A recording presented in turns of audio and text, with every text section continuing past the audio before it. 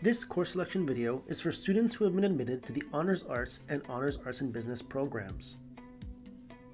Before you're ready to select your fall courses, you'll need to watch our tutorial on the prospective major chart. That's the chart that tells you which courses you need to take based on your majors of interest.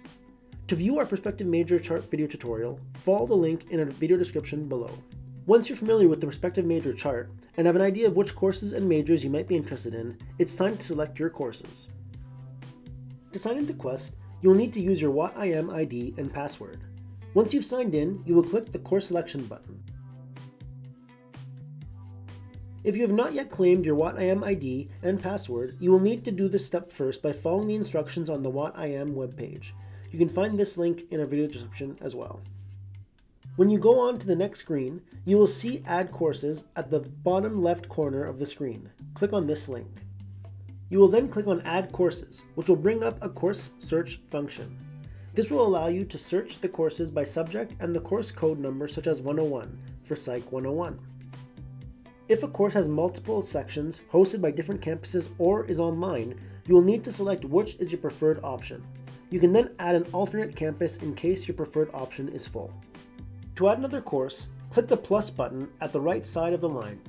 This will add another row where you can go through this process again to add courses for your second prospective major. Keep doing this until you have added courses for your 2 prospective majors and your 2 electives. For ARBIS students, we will add both of your required ARBIS courses for you.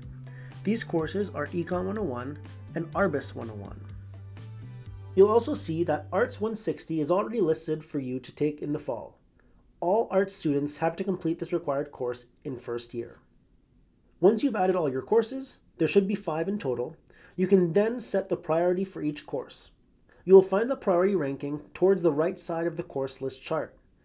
You must rank your courses 1 through 5, with 1 being the most important and 5 the least important. When you have finished selecting your priority for each of your courses, you can click the Submit button at the bottom right corner of the page. If you received a success message, then you're all done for now. If you received an errors found message, then you'll need to review the errors and make changes to your course selections. This typically happens when you do not meet a requisite for the course.